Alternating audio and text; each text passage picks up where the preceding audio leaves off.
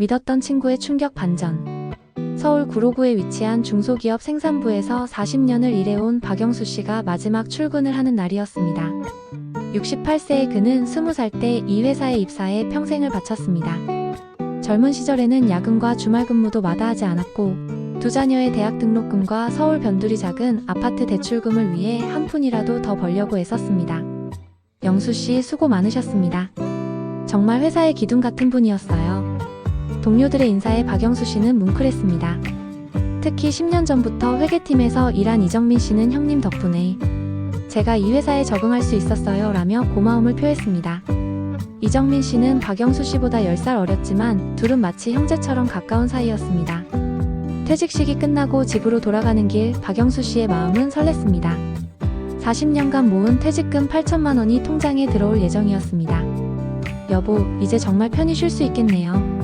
아내 김순희 씨의 말에 박영수 씨는 환하게 웃었습니다. 그동안 고생만 시켰는데 이제 좀 여행도 다니고 맛있는 것도 사줄게. 하지만 무엇보다 중요한 것은 노후 대비였습니다. 국민연금만으로는 부족했고 자녀들에게 부담을 주고 싶지 않았습니다. 이 돈으로 안전하게 굴려서 생활비를 만들어야겠어. 박영수 씨는 은행 정기예금보다는 조금 더 수익률이 좋은 투자처를 찾고 있었습니다. 하지만 주식이나 부동산은 위험해 보였고 무엇보다 잘 모르는 분야였습니다. 그는 신중하게 계획을 세우며 인생의 새로운 장을 준비하고 있었습니다. 퇴직금이 들어오면 본격적으로 노후 계획을 실행해 옮길 생각이었습니다. 퇴직 후 일주일이 지나자 드디어 퇴직금 8천만 원이 박영수 씨의 통장에 입금되었습니다. 평생 모은 돈 중 가장 큰 금액이었습니다. 그는 설레는 마음으로 통장 잔고를 확인하며 미래를 그려보았습니다. 바로 그때 이정민 씨로부터 전화가 걸려왔습니다. 형님, 퇴직금 들어오셨죠? 축하드려요. 며칠 후 이정민 씨가 커피를 마시자며 박영수 씨를 불러냈습니다. 형님, 사실 좋은 제안이 있어서 연락드렸어요. 이정민 씨는 회사에서 회계 업무를 하면서 여러 투자처에 대한 정보를 얻게 되었다고 말했습니다. 지금 저희 회계사 친구가 운용하는 펀드가 있는데 수익률이 정말 좋아요. 연 15%는 기본이고 잘 되면 20%까지도 가능해요. 박영수 씨는 조심스러웠습니다. 정민아, 그런 높은 수익률이 가능한가? 사기는 아니겠지? 하지만 이정민 씨는 자신 있게 대답했습니다. 형님, 저도 벌써 2년째 투자하고 있어요. 매달 수익금 받고 있고요. 제처도 알고 있어요. 그는 자신의 통장 내역을 보여주며 실제로 매달 투자금의 1.5%씩 이익금이 들어오고 있다는 것을 증명했습니다. 은행 정기예금은 이자가 너무 적잖아요. 요즘 물가 상승률도 높은데 그냥 묵혀두면 돈의 가치가 떨어져요. 이정민 씨의 말에 박영수 씨는 고민이 깊어졌습니다.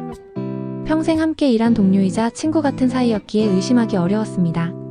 그럼 위험하지는 않나? 형님, 저도 처음엔 조심스러워서 1천만 원만 시작했어요. 그런데 정말 안전하더라고요. 지금은 5천만 원까지 투자하고 있어요. 이정민 씨는 더욱 적극적으로 설득했습니다. 형님, 퇴직금 전액은 부담스러우시면 절반만이라도 해보세요. 저희 회계사 친구가 신뢰할 만한 사람이에요. 공인회계사 자격증도 있고 대형 회계법인 출신이거든요. 박영수 씨는 점점 마음이 기울었습니다. 박영수 씨는 며칠 동안 고민한 끝에 퇴직금의 절반인 4천만 원을 이정민 씨가 소개한 투자에 맡기기로 결정했습니다. 정민아, 그럼 우선 4천만 원만 시작해보자. 이정민 씨는 기뻐하며 현명한 결정이세요. 형님이 만족하실 거예요 라고 말했습니다. 투자 계약서를 작성하고 돈을 송금한 후 박영수 씨는 매달 60만 원씩 수익금을 받기로 했습니다. 첫 달에는 정말로 60만 원이 정확히 입금되었습니다. 박영수 씨는 기뻤습니다. 여보, 정말 돈이 들어왔어. 은행 이자보다 몇 배나 많아.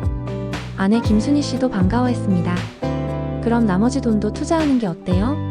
하지만 박영수 씨는 신중했습니다. 아직은 좀 더 지켜보자. 안전한지 확인하고 나서. 둘째 달에도 수익금이 정상적으로 들어왔습니다. 이정민 씨는 형님 어떠세요? 이제 좀 믿으시겠죠? 라며 웃었습니다.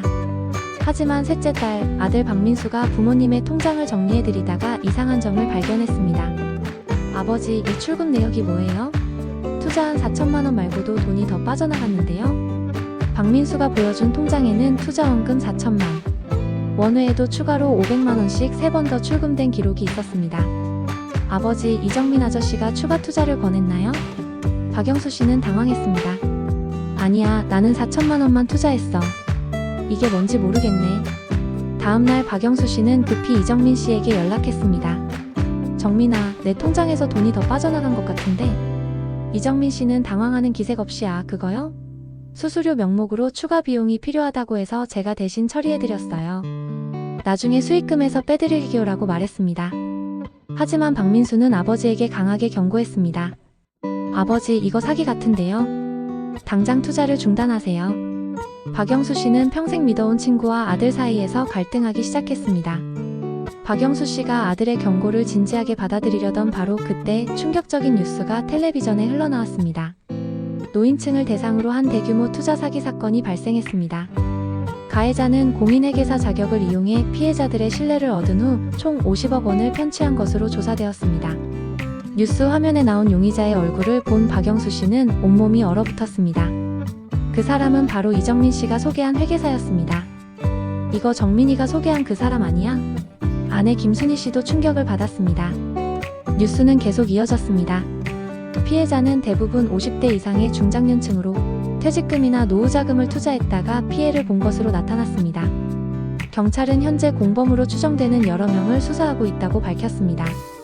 박영수 씨는 즉시 이정민 씨에게 전화를 걸었지만 연결되지 않았습니다. 휴대폰은 계속 꺼져 있었고 집 전화도 받지 않았습니다. 다음날 박영수 씨는 직접 이정민 씨의 집을 찾아갔지만 이미 이사를 간 후였습니다. 이웃 주민의 말로는 며칠 전 급하게 이사 갔다더라고요. 부동산 중개업소 직원의 말에 박영수 씨의 가슴이 무너졌습니다. 그제서야 모든 것이 명확해졌습니다. 평생 믿었던 친구가 자신을 이용해 사기를 친 것이었습니다. 투자원금 4천만 원은 물론이고 추가로 빼간 1,500만 원까지 총 5,500만 원이 사라진 상황이었습니다. 정민이가 정말 나를 속인 거야? 박영수 씨는 믿을 수 없었습니다. 40년을 함께 일하며 형제처럼 지낸 사이였는데 어떻게 이런 일이 가능할까요?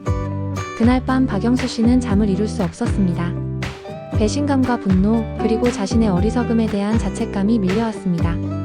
평생 모은 퇴직금의 대부분을 잃은 현실이 서서히 실감나기 시작했습니다. 노후 계획은 물론이고 당장 생활비도 막막해졌습니다. 퇴직금을 잃었다는 소식에 집안 분위기는 급격히 악화되었습니다. 아내 김순희 씨는 처음에는 남편을 위로했지만 현실을 받아들이기 시작하면서 분노가 치밀어 올랐습니다. 여보, 왜 그랬어요? 왜 그런 사람을 믿었어요? 매일 같은 말을 반복하며 남편을 원망했습니다. 스트레스로 인해 혈압이 올라가 병원에 다녀야 하는 상황까지 벌어졌습니다. 자녀들의 반응도 냉혹했습니다. 큰아들 박민수는 아버지, 제가 그렇게 조심하라고 했잖아요. 왜 제 말을 안 들으셨어요? 라며 목소리를 높였습니다. 딸 박미영도 아버지는 너무 순진해요. 요즘 세상에 그런 고수익이 어디 있어요? 라며 한숨을 쉬었습니다. 자녀들은 부모님의 노후 계획이 무너진 것에 대한 부담감을 느끼기 시작했습니다. 가장 힘든 것은 일상생활이었습니다. 퇴직 후 여유로운 생활을 꿈꿨지만 이제 생계를 위해 다시 일자리를 찾아야 했습니다. 하지만 68세의 나이에 새로운 일을 구하기는 쉽지 않았습니다. 이 나이에 어디서 일을 하라는 거야? 박영수 씨는 절망감에 빠졌습니다. 은행에서 대출을 받으려 해봤지만 퇴직으로 인해 소득이 없는 상황에서는 불가능했습니다. 아파트를 담보로 대출을 받을 수는 있었지만 그러면 나중에 집까지 잃을 위험이 있었습니다. 여보, 우리 이제 어떻게 살아요? 아내의 한숨 섞인 물음에 박영수 씨는 대답할 말이 없었습니다. 더욱 괴로운 것은 주변 사람들의 시선이었습니다.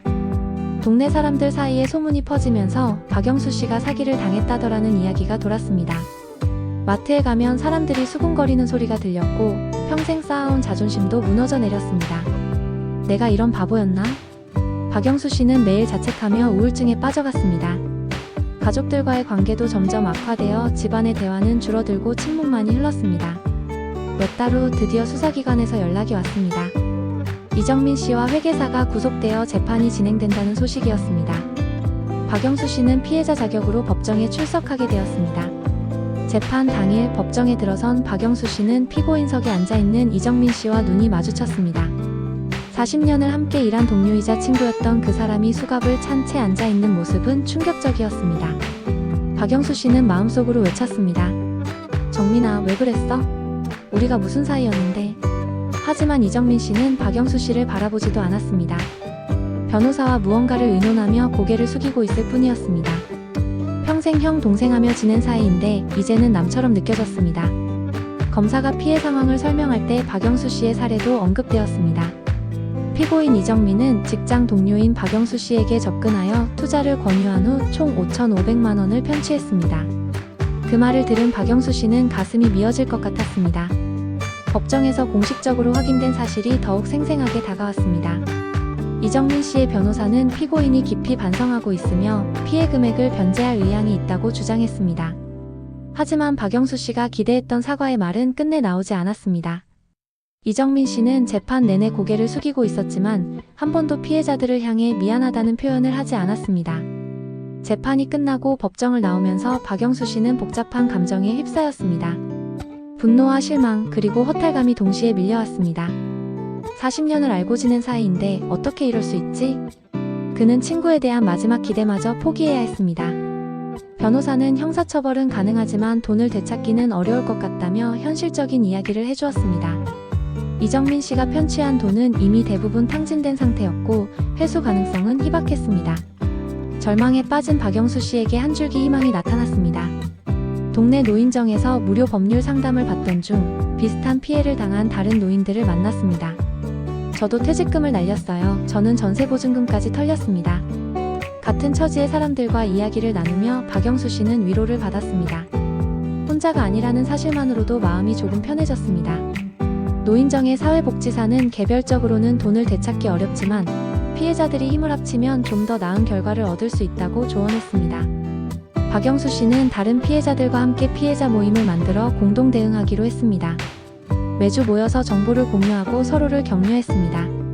더 중요한 변화는 박영수 씨 자신에게 일어났습니다. 처음에는 자포자기 상태였지만 점차 다시 일어서려는 의지를 다지기 시작했습니다. 포기하면 정말 끝이야. 다시 시작해보자.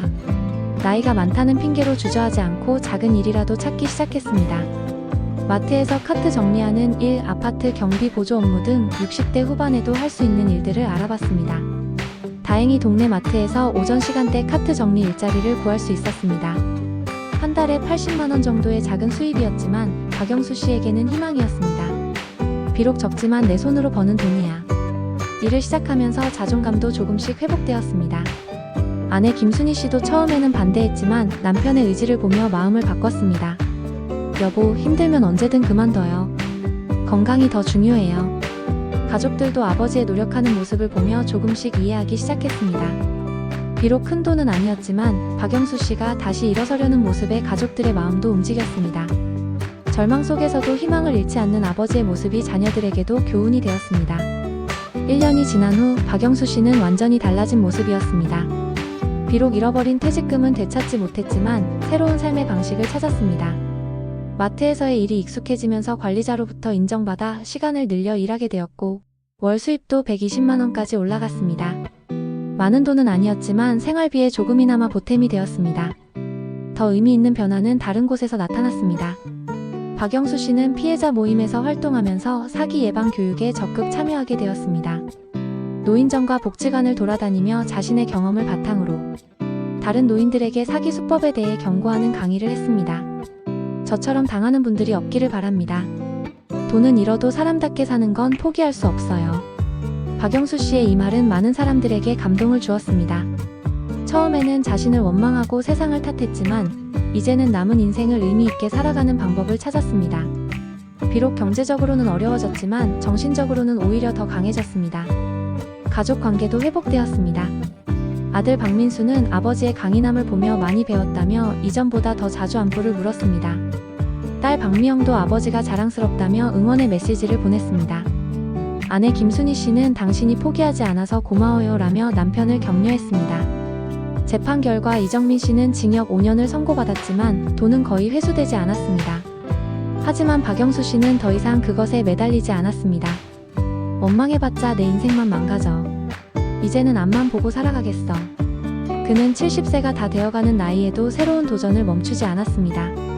작은 수입이지만 성실하게 일하며 사기 예방 교육을 통해 사회에 기여하는 보람을 찾았습니다.